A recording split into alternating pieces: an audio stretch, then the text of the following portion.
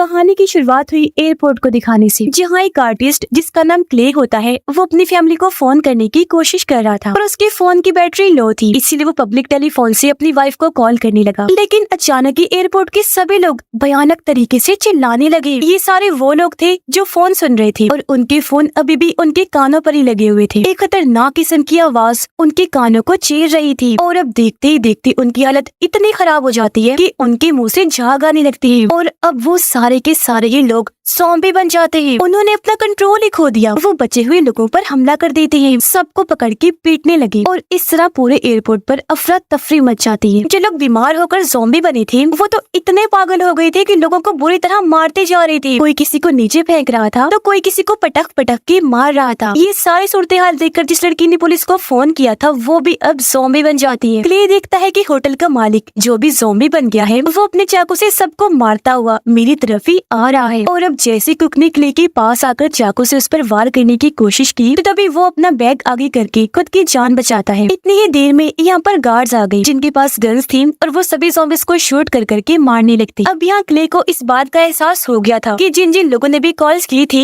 Zombie सिर्फ वही बने थे, इसीलिए उसने सभी गार्ड्स और लोगों को फोन सुनने या फिर किसी को फोन करने से मना कर दिया। अब एयरपोर्ट के बाहर दो प्लेन्स आपस में जोरदार टकराते हैं जिससे वो तबाह हो गए। धमाका हुआ और अब दोनों प्लेन ही जलते हुए एयरपोर्ट के अंदर घुस जाते हैं। इस हादसे में सारे लोग मारे गए जबकि क्ले जो पहले ही सब कुछ देख चुका था वहाँ से भाग गया और इस तरह से उसकी जान बच गई। लेकिन उसके पीछे दो ज़ॉम्बी पड़े हुए थे जो उस पे हमला कर देते हैं। बचते हुए वो जैसे तैसे बाहर आ गया जहाँ तभी एक ट्रेन आकर रुकती है। ट्रेन में से दो आदमी निकलकर बाहर आए जो क्ले को उस ज़ॉम्बी से बचाकर ट्रेन के अंदर ले जाते हैं। अंदर कुछ और लोग थे जो बिल्कुल सही सलामत थे, मतलब उनमें से कोई भी ज़ॉम्बी नहीं बना था, तो इसलिए क्ले उनको भी अलर्ट करता है, फोन सुनने और करने से मना भी करता है। तभी यहाँ पर ट्रेन ड्राइवर आया जिसका नाम टॉम था। वो बताता है कि सारी ट्रेन बंद हो गई हैं, इसलिए अब हमें पैदल ही चलकर सभी सुरंगों को पार करना होगा। लेकिन क्योंकि सभी लोग काफी डरे हुए थे तो वो नहीं जाते, सिर्फ क्ले, टॉम और उनके साथ एक लड़का ही आगे बढ़ता है। ये लोग अब सुरंग के रास्ते आगे बढ़ने लगते हैं। कुछ दूरी पर इन्हें रोशनी दिखाई दी जहाँ कुछ लोग खड़े हुए थे। अब इससे पहले ये उन तक पहुँचते एक ज़ॉम्बी बाहर आकर इन पर हमला कर देता है। कुल्हाड़ी से उसने लड़के पर हमला कर दिया जिससे वो वहीं मारा गया। अब ये आवाज सुनकर वो लोग जो सामने खड़े हुए थे भागकर इनकी तरफ आने लगते हैं, जिससे हम समझ गए कि वो कोई नॉर्मल इंसान नहीं बल्कि ज़ॉम्बीज़ ही थे। अब यहाँ ज़ॉम्बीज़ की भीड़ लग गई, इसलिए क्ले और टॉम अपनी जान बचाने के लिए सीढ़ियों के जरिए ऊपर जाने लगते। अब एक ज़ॉम्बी भी इनका पीछा करने लगा, तेजी तेजी वो भी ऊपर आने लगता है, पर क्ले और टॉम जल्दी से बाहर आकर फौरन ढक्कन को बंद कर देते हैं और वो अब सड़क पर आ गए। फिर ये लोग क्ले की बिल्डिंग में पहुँचे जिसका पूरा दरवाजा टूटा हुआ था, जबकि जमीन पर इधर उधर पड़ोसियों की लाशें पड़ी हुई थी जिनके पास खून फैला हुआ था। क्ले के घर पर आकर टॉम देखता है कि उसने दीवारों पर अजीब तरह की पेंटिंग्स बनाई हुई हैं, क्योंकि जाहिर है वो एक आर्टिस्ट है। क्ले देखता है कि मेरे घर का फोन खराब है, इसीलिए वो टॉम का मोबाइल लेकर अपनी वाइफ को मैसेज करता है, उसे भी फोन सुनने से मना करता है। लेकिन आगे से जो रिप्लाई आया वो काफी बड़ा था जो इन्हें समझ नहीं आता। मैसेज करने के बाद टॉम उसे कहता है कि अब फोन को फ्रीजर में रख दो ताकि इसकी बैटरी जल्दी लो ना हो। शाम को जब ये दोनों आराम से बैठे हुए थे तो तभी दरवाजे पर दस्तक हुई। अब क्ले ने जाकर बड़े आराम से दरवाजा खोला। वो देखता है कि वहाँ पर मेरी पड़ोसन लड़की है जिसकी भी हालत खराब थी, खून से वो भरी हुई थी, लेकिन वो ज़ॉम्बी नहीं थी। उसने हाथ में चाकू पकड़ा हुआ था। वो काफी डरी हुई परेशान नजर आ रही थी, इसलिए क्ले उसे घर के अंदर कर लेता है और वो लड़की डरते हुए बताने लगी, साथ साथ रो भी रही थी। कहती है कि मेरी माँ भी ज़ॉम्बी बन गई थी, इसीलिए मुझे अपने हाथों से अपनी मॉम को मारना पड़ा। क्ले उसे कहता है कि जाकर नहा लो। पहनने के लिए वो उसे अपनी वाइफ के साफ कपड़े देता है। थोड़ी देर बाद क्ले फैसला करता है कि मैं अपनी फैमिली को ढूंढने बाहर जाऊंगा, क्योंकि जब ये सारा हंगामा शुरू हुआ था तो उससे पहले क्ले की अपनी वाइफ से बात नॉर्मल ही हुई थी, तो इसीलिए क्ले को लगने लगता है कि हो सकता है वो अभी भी ज़ॉम्बीज़ ना बने हो, उसकी वाइफ और बेटा जिंदा हो। इसीलिए टॉम और वो लड़की भी उसके साथ जाने के लिए राजी हो जाते हैं, पर क्योंकि तीनों ही काफी थके हुए थे तो इन्हें आराम की जरूरत थी। जैसे ही रात हुई ये लोग सो जाते हैं। अगली सुबह इन्होंने देखा कि सड़कों पर सैकड़ों की तादाद में चींटियों की तरह ज़ॉम्बीज़ घूम रहे हैं। तीनों ने हथियार लिए और बिल्डिंग से बाहर आ जाते हैं। इन्होंने देखा कि ज़ॉम्बीज़ का एक काफी बड़ा झुंड एक जगह पर घूम रहा है। तभी बाइक पर बैठे दो लड़के वहाँ से गुजरते हैं। आवाज सुनकर ज़ॉम्बीज़ का ध्यान उनकी तरफ गया तो वो उनके पीछे भागने लगते हैं। सड़क क्योंकि खाली थी तो मौका देकर ये तीनों वहाँ से बच निकलते हैं। चलते चलते ये लोग एक घर के पास पहुँचे, जाकर नोट देखकर इन्हें उम्मीद थी कि यहाँ पर हमें हथियार मिल सकते हैं। अब ये लोग बड़ा ध्यान करते हुए आराम आराम से घर के अंदर गए। सबसे आगे वो लड़की थी। जैसे वो बेसमेंट में गई ये देखकर काफी डर जाती है कि वहाँ पर लाशें ही लाशें बिखरी पड़ी हैं जिनको बुरी तरह यहाँ काटा गया है। यहाँ भी हर तरफ खून ही खून फैला हुआ है, लेकिन फिर भी खुद को संभालते हुए ये आगे बढ़े, जहाँ इन्हें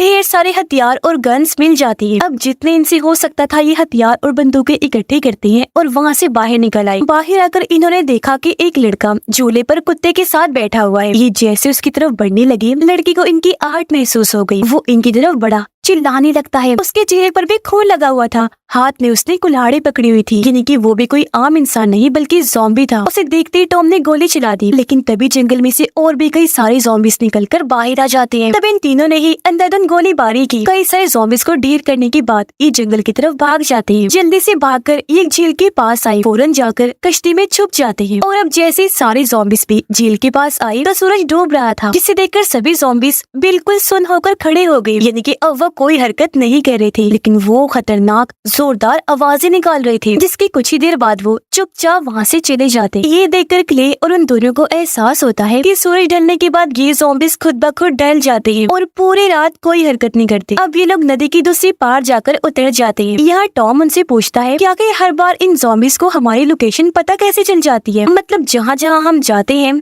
एक ज़ॉम्बी आने के बाद वहाँ पर ढेर सारे ज़ॉम्बीज आ जाते हैं। तब क्ले बताता है कि जब उस लड़के ने हमें घर के बाहर देखा था, ये जो झूले में बैठा हुआ था, तो तब उस ज़ॉम्बी ने बाकी ज़ॉम्बीज के दिमाग में हमारी लोकेशन का सिग्नल भेज दिया था, यानी कि हम इस वक्त कहाँ हैं। तब सिग्नल लेते ही वो सारे ज़ॉम्बीज हमारे पास आ गए, जिसका मतलब साफ था कि वो सारे ज़ॉम्बीज एक दूसरे के साथ कनेक्टेड जुड़े हुए हैं। जिसके बाद क्ले, टॉम और वो पड़ोसन लड़की फिर से वहाँ से निकल गई। पूरा दिन ही चलते रहते हैं। जब रात हुई तो इन्हें एक जगह पर म्यूजिक की आवाज सुनाई दी। ये लोग उसका पीछा करते करते एक एकेडमी तक पहुंचे, जहाँ एक स्टूडेंट और एकेडमी का प्रिंसिपल छुपकर रह रहे थे। ये दोनों क्ले, टॉम और लड़की को बताते हैं कि जब तक ये म्यूजिक बज रहा है तब तक कोई खतरा नहीं है। जिसके बाद वो इन तीनों को एक ग्राउंड में लेकर आए। इन्होंने देखा कि वहाँ ग्राउंड में हजारों की तादाद में ज़ॉम्बी सो रहे हैं और ये म्यूजिक की आवाज उनके फोन्स और मुंह से आ रही थी। इस दौरान तो प्रिंसिपल ने एक ज़ॉम्बी की टांग कुल्हाड़ी से ही काट दी, लेकिन उसने कुछ भी नहीं कहा, क्योंकि वो मजे से सो रहे थे, म्यूजिक में इतना मगन थे कि उन्हें आस पास का कुछ भी महसूस नहीं हो रहा था। जिसके बाद प्रिंसिपल उन्हें अंदर लेकर गया, बताता है कि इन ज़ॉम्बीज को कभी भी ये खबर ना हो कि हमारा सोना जरूरी नहीं है और वो उठ जाए, क्योंकि अगर वो जाग गए तबाही मचा देंगे, तब दुनिया को खत्म होने से कोई नहीं रोक पाएगा। फिर वो कहता है कि इससे पहले ये सारे ज़ॉम्बीज उठे, हमें पहले सारे ज़ॉम्बीज को मार देना होगा। और अब यहाँ प्रिंसिपल और स्टूडेंट मिलकर अपना प्लान बताते हैं कि हमने सोचा है कि हम उस मैदान में पेट्रोल छिड़ककर आग लगा देंगे, जिससे होगा ये कि आग में जलकर सारे ही ज़ॉम्बीज मारे जाएंगे। जिसके बाद क्ले और टॉम एक ट्रक में बैठकर बहुत सारा पेट्रोल लेकर ज़ॉम्बी से भरे हुए मैदान में जाते हैं। सभी ज़ॉम्बीज पर उन्होंने पेट्रोल छिड़क दिया। इसके बाद प्रिंसिपल एक जलता हुआ तीर मैदान में छोड़ देता है। जैसे वहाँ आग लगी, देखते ही देखते फैलती गई, जिसकी लपेट में आते ही बहुत सारे ज़ॉम्बीज मरने लगते हैं। वहाँ पर काफी बड़ी जबरदस्त आग फैल गई थी, मगर कुछ ज़ॉम्बीज किसी तरह आग से बचकर उठने लगे। उन्हें देखते ही क्ले और उसके साथी ज़ॉम्बीज पर अंधाधुंध गोलियां चलाने लगते हैं। अब अचानक ही आग बढ़ती बढ़ती उनके ट्रक तक आ पहुंची। यहाँ काफी बड़ा धमाका हुआ, जिसमें बेचारे प्रिंसिपल की मौत हो जाती है। अपने प्रिंसिपल को मरता हुआ देखकर स्टूडेंट को बहुत बुरा लगा। वो दुखी था, गहरा सदमा हुआ था। तब क्ले जैसे तैसे उसे सहारा देता है। अब ये लोग उस एकेडमी से निकलकर काफी देर तक चलते रहे। इधर उधर भटकने के बाद आखिर इन्हें एक खाली पड़ा हुआ थिएटर मिल जाता है। ये जगह उन्हें क्योंकि हर खतरे से महफूज लग रही थी, तो उन्होंने यही छुपने का फैसला किया। क्योंकि काफी थके हुए थे तो जल्दी सारे लोग सो गए। लेकिन क्ले को अचानक ही बाथरूम से कुछ आवाजें आने लगी। वो जब बाथरूम में चेक करने गया तो यहाँ पर एक लड़का था, जो भी ज़ॉम्बी ही था, लेकिन वो सबसे खतरनाक ज़ॉम्बी था, क्योंकि उसकी शक्ल काफी बिगड़ी हुई थी। वो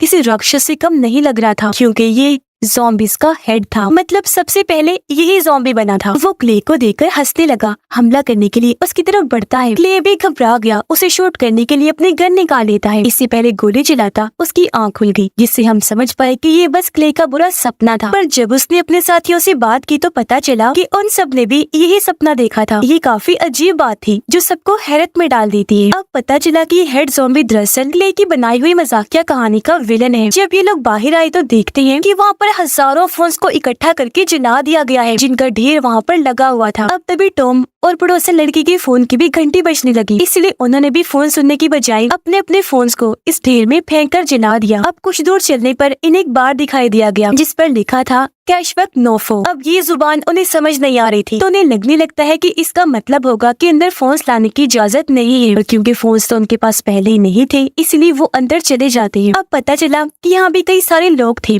जो ज़ॉम्बिस बनने से बच गए थे, और अब उन सबका प्लान काशवक नामी एक जगह पर जाने का था, क्योंकि वहाँ 1% भी फोन के सिग्नल नहीं आते। जाहिर है वहाँ सिग्नल्स नहीं आते, तो इसका मतलब कि यहाँ पर फोन्स भी कोई इस्तेमाल नहीं करता होगा, जिससे साफ जाहिर है कि वहाँ पर एक भी ज़ॉम्बी की ना होने की उम्मीद हो। अब यहाँ टॉम क्ले से पूछता है कि जो मजाकिया कहानी तुमने लिखी थी उसके आखिर में क्या हुआ, लेकिन इस सवाल का क्ले के पास कोई जवाब नहीं होता, क्योंकि अभी तक उसने वो कहानी पूरी लिखी ही नहीं थी। फिर थोड़ी देर के बाद ये सब लोग सो जाते हैं, क्योंकि रात हो गई थी। तभी एक औरत को आवाज सुनाई दी, जिस वजह से वो उठ जाती है। वो जब चेक करने गई तो देखती है कि दरवाजा तो बंद है, जिसकी उस पार से आवाज आ रही है, तो वो कान लगाकर आवाज सुनने लगती है। अब तभी क्ले की भी आँख खुल जाती है, जो भी उस औरत के पास जाने लगा, लेकिन तभी अचानक कुछ लोग उठी उसे पकड़ लेते हैं, क्योंकि उन्होंने क्ले पर हमला कर दिया था। देखते ही देखते अब वो औरत भी क्ले की तरफ बढ़ने लगी, क्योंकि पता नहीं कैसे इनमें से कुछ लोग ज़ॉम्बिस बन गए थे। अभी शोर शराबे की वजह से जल्दी बार में हलचल मच गई। बचे हुए लोग ज़ॉम्बिस को मारने लगे। क्ले ने गोली चलाकर एक ज़ॉम्बी की जान ले ली, और ऐसे वो बच पाया, जबकि टॉम भी कई सारे ज़ॉम्बिस को मार गिराता है। अब वो औरत भयानक तरीके से एक आदमी के कान में चीखकर उसे ज़ॉम्बी बना रही थी, जिससे यहाँ हम समझ पाए कि अगर कोई इंसान ज़ॉम्बी की आवाज को करीब से सुन ले तो वो भी ज़ॉम्बी बन जाता है, और अब वहाँ के सारे ज़ॉम्बिस कंट्रोल से बाहर हो जाते हैं। बचे हुए लोगों पर बुरी तरह हमला करने लगे, लेकिन टॉम और पड़ोसन लड़की ने अपनी अपनी गन्स ले ली। उन्होंने गोलियों से सारे ज़ॉम्बिस को भून दिया, और इस तरह बचे हुए लोगों को ज़ॉम्बिस से बचा लिया गया। लेकिन वो औरत अभी जिंदा थी। तब पड़ोसन लड़की उसके सर पर रॉड से हमला करती है, वो भी ढेर हो गई, उसकी भी जान चली गई। लेकिन तभी ये लोग देखते हैं कि ज़ॉम्बिस के हमले की वजह से पड़ोसन लड़की की हालत बहुत खराब हो गई है। वो इतनी जख्मी थी कि उसकी हालत मरने वाली हो गई थी। तो अब ये लोग उसे उठाकर बाहर धूप में ले आते हैं, जहाँ वो अपनी आखिरी सांसें लेती है, इनकी गोद में ही दम तोड़ देती है। अब उसे दफन करने के बाद ये तीनों यानी कि क्ले, टॉम और वो स्टूडेंट अपने नए सफर पर आगे निकल जाते हैं। लेकिन वो इस बात से अनजान थे कि सपने वाला वो खतरनाक ज़ॉम्बी यानी कि हेड ज़ॉम्बी इन पर नजर रख रहा है। थोड़ा दूर चलने पर इन्हें कैंप दिखाई दिया गया, जहाँ पर दो लोग थे, एक ट्रक ड्राइवर और एक ऑफिसर थी। और वो दोनों इन्हें बताते हैं कि हम कैशवक जाकर वापस आ गए हैं, लेकिन एक बुरी खबर है, पिछले साल ही वहाँ एक फोन टावर लग गया है। मतलब वहाँ जाने का कोई फायदा नहीं है, वो जगह भी महफूज नहीं रही। फोन होने की वजह से वहाँ भी ढेर सारे ज़ॉम्बीज़ होंगे। बातों ही बातों में इन्हें पता चलता है कि ट्रक ड्राइवर और ऑफिसर को भी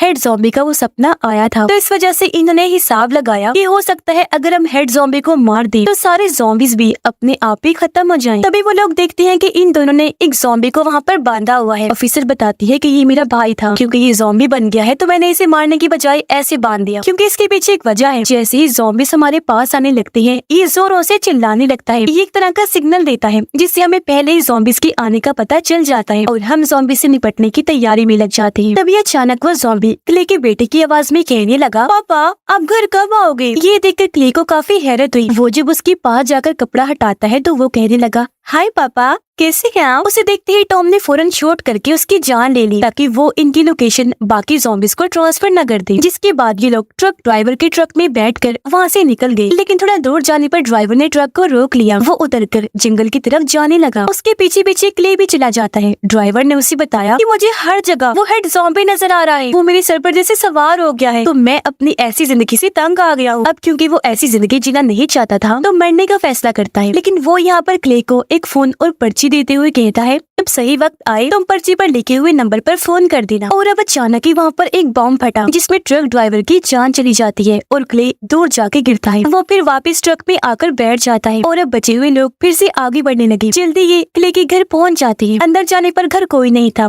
लेकिन फ्रिज पर उसके बेटे ने लिखा हुआ था कि मेरी मॉम ज़ॉम्बी बन गई है, इसीलिए मैं कैशवक जा रहा हूँ। ये सब जानकर क्ले को गुस्सा आ गया और वो सामान को इधर उधर फेंकने लगता है। लेकिन जैसे स्टोर रूम में गया अचानक ही उस पर हेड ज़ॉम्बी निकलकर हमला कर देता है। वो बहुत खतरनाक और ताकतवर था। हालांकि क्ले भी उसका सामना करने की कोशिश करता है, लेकिन उसकी ताकतों के सामने क्ले कुछ भी नहीं था। पर ठीक वक्त पर टॉम ने यहाँ आकर क्ले की जान बचाई। वो हेड ज़ॉम्बी को पकड़कर पीछे फेंक के मारता है, लेकिन जल्दी हेड ज़ॉम्बी अब टॉम को पकड़ लेता है। इससे पहले उसकी जान लेता या क्ले उसकी मदद करता है। वो एक लकड़ी का भाला लेकर कई बार उसके सर पर मारता है। जैसे हेड ज़ॉम्बी ढेर होकर पीछे गिरा, टॉम ने भी उसके सर पर कई सारी गोलियां चलाकर उसकी जान ले ली। लेकिन जैसे ज़ॉम्बी के चेहरे से कपड़ा हटाया तो पता चला चला ये हेड ज़ॉम्बी नहीं बल्कि क्ले की वाइफ थी, जिससे क्ले को काफी गहरा सदमा लगा। वो काफी दुखी भी हो गया। अब इनके पास और कोई रास्ता तो था नहीं, इसीलिए क्ले वो फोन उठाता है जो उसी ट्रक ड्राइवर ने दिया था। पर्ची पर जो नंबर लिखा हुआ था वो उस पर कॉल करने का फैसला करता है। टॉम ट्रक में जाकर देखता है कि ये पूरा ही ट्रक बॉम्ब से भरा हुआ है, जिससे इन लोगों ने ये अंदाजा लगाया कि पर्ची पर जो नंबर लिखा हुआ है उससे